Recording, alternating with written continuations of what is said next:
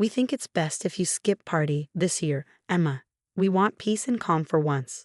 My mother's text glowed on my phone screen, each word hitting like a small dagger. Your sister Kate is bringing her new fiancé, and we don't want any tension. I stared at the message, 15 years of party, memories flashing through my mind.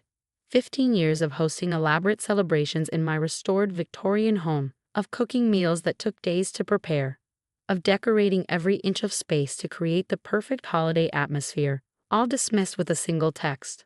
My name is Emma Sullivan, and at 38, I'd just been uninvited from my family's party celebration, the one I'd been hosting since I was 23.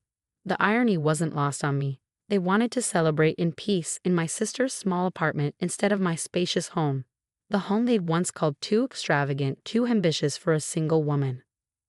Perfect, I typed back, surprising myself with how steady my fingers felt. Enjoy your holidays. My mother's response was immediate. Don't be difficult, Emma. You know how you can get intense about everything. Kate wants a simple celebration this year.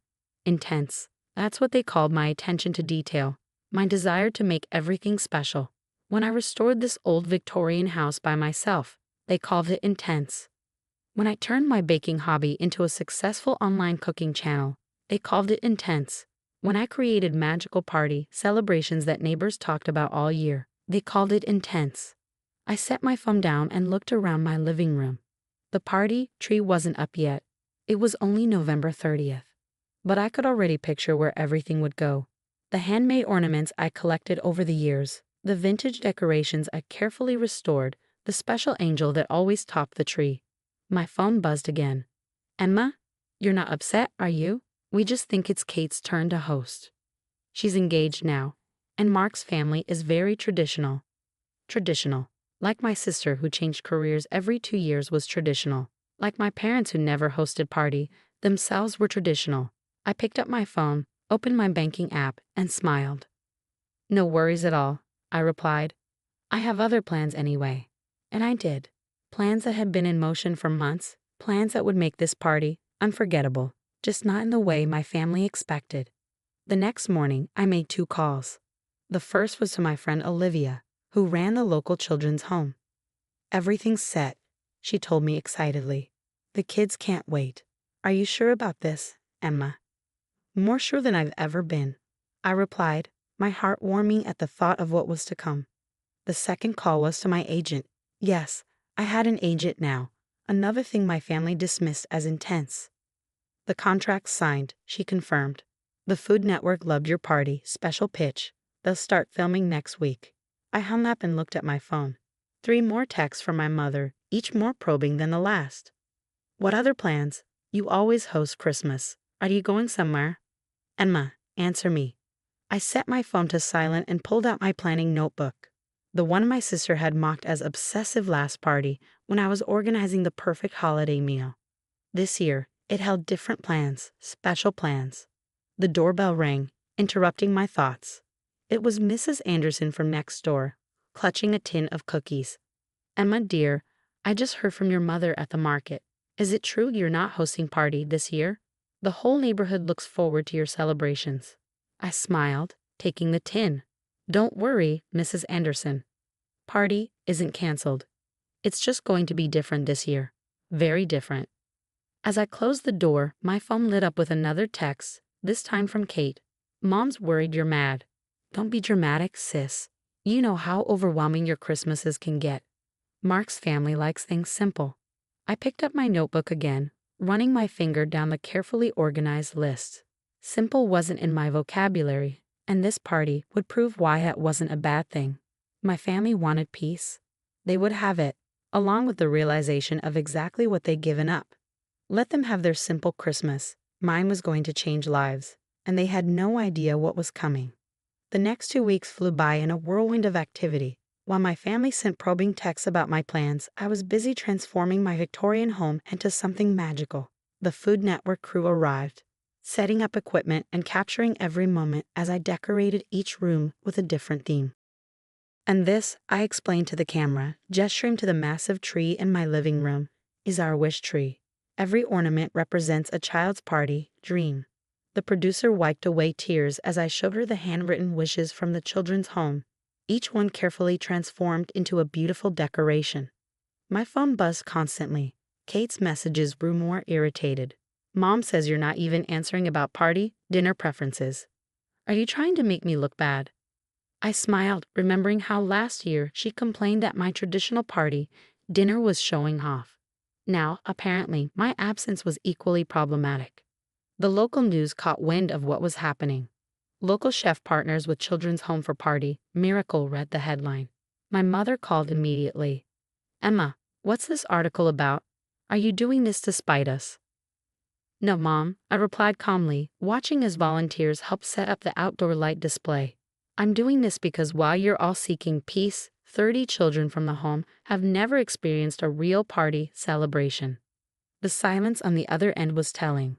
But what about family? She finally managed. Exactly, Mom. What about family? My father tried next, his gruff voicemail message almost making me laugh. Princess, your sister's very upset. She thinks you're trying to steal attention from her engagement. Can't you just come to her apartment for a quiet dinner instead of whatever this is? I was reviewing the final plans with Olivia when Kate showed up unannounced. She stood in my foyer, taking in the transformation with wide eyes. What is all this? The house was stunning. Each room told a story. The dining room set for 35 children plus staff. The living room with its massive wish tree. The kitchen preparing for cooking lessons where the kids would learn to make party cookies.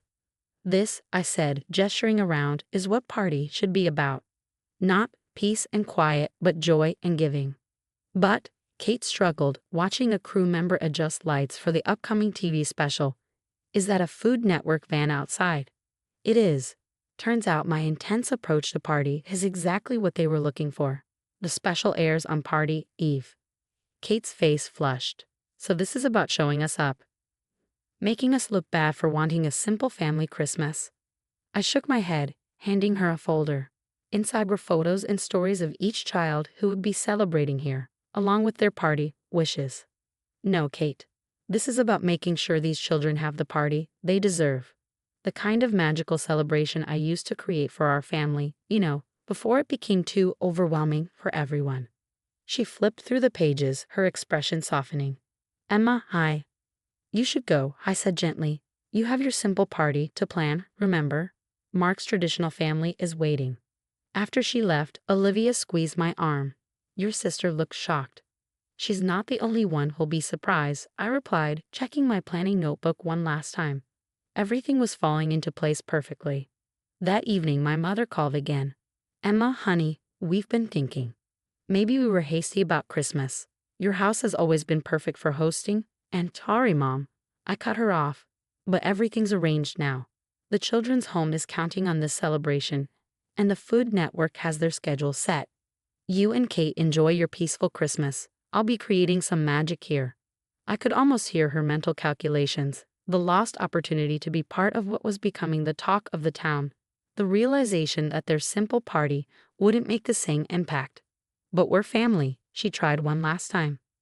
Yes, I agreed, watching more decorations being carefully placed. We are. And sometimes family needs to learn that peace isn't about excluding people. It's about embracing what makes each person special. As I hung up, another text from Kate popped up. I should mark the folder. He wants to know if you need more volunteers for the children's celebration.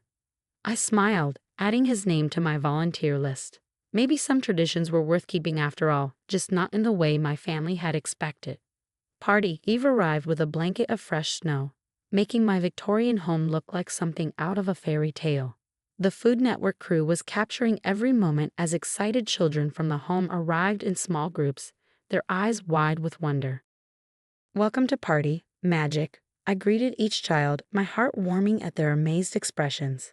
The house had been transformed beyond even my expectations. Every room sparkled with lights, each space designed to create perfect memories. My phone had been surprisingly quiet for the past few days. After Kate's fiancé and Mark volunteered, something had shifted. He'd spent several evenings helping set up, clearly impressed by the scale of what we were creating. Your sister talks about simple celebrations, he'd said one night. But this is what party should be. The party special began airing at 7 p.m. I was too busy with the children to watch, but Olivia kept me updated on the social media explosion. Our small town was trending as viewers across the country shared their emotional responses to seeing the children's wishes come true. At 8 p.m., my doorbell rang. I opened it to find Kate standing there, tears in her eyes. "I just watched the special," she whispered. "Emma, I'm so sorry. We were wrong. All these years we called you intense when you were just magical." Behind her stood my parents, looking both ashamed and awestruck. My mother clutched her handkerchief, while my father couldn't stop staring at the joy-filled scene through my front windows. "The way those children look at you," my mother said softly. "It's the same way you used to look when planning party each year, before we started complaining about it being too much." I stood in my doorway, watching their faces as they took in everything. The children decorating cookies in the kitchen, the singing coming from the living room, the pure happiness that filled every corner of my home. "Peace comes in many forms," I said finally. "Sometimes it's in the quiet, but sometimes it's in the chaos of joy." My father stepped forward, pulling me into a tight hug. "Princess, we forgot what party really means. Can you forgive us?" Before I could answer, one of the younger girls from the home came running up. "Miss Emma, come quick. Tommy just found his wish ornament on the tree." I smiled at my family. "Would you like to come see what real party magic looks like?" They followed me inside, where Tommy, a shy 8-year-old, was clutching his ornament with trembling hands. Inside was a note confirming his greatest wish. He'd been approved for adoption, and his new family wanted to surprise him tonight. As Tommy fell into his new parents' arms, there wasn't a dry eye in the house. The Food Network crew captured it all, while my mother gripped my hand tightly. "This is what you do," she whispered. "You make dreams come true." Kate moved through the room, helping children with their cookie decorating, while Mark led a group in party carols. My father found himself surrounded by kids eager to hear his stories, his usual reserve melting away in the face of their enthusiasm. Later that night, as the celebration continued, my mother found me in a quiet corner. "When we said we wanted peace this Christmas, we thought that meant something simple and quiet.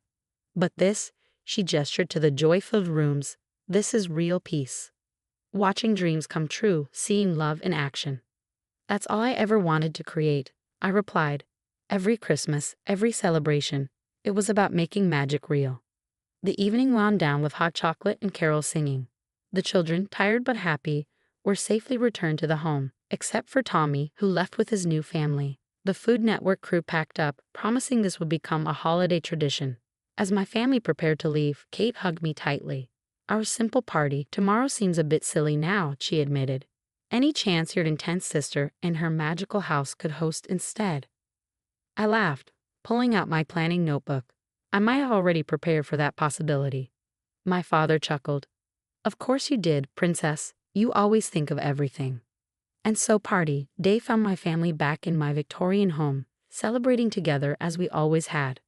But this time, there was no criticism of my intense planning, no complaints about it being too much. Instead, there was appreciation for the magic that attention to detail could create, understanding that sometimes the biggest gestures bring the most peace, and recognition that family means accepting and celebrating what makes each person special. As we sat down to dinner, my mother raised her glass. "To Emma," she said, "who taught us that peace isn't found in simplicity, but in the joy of creating magic for others." I smiled, looking around at my transformed family. Sometimes the best gifts come wrapped in unexpected lessons, and the greatest peace comes from being truly understood.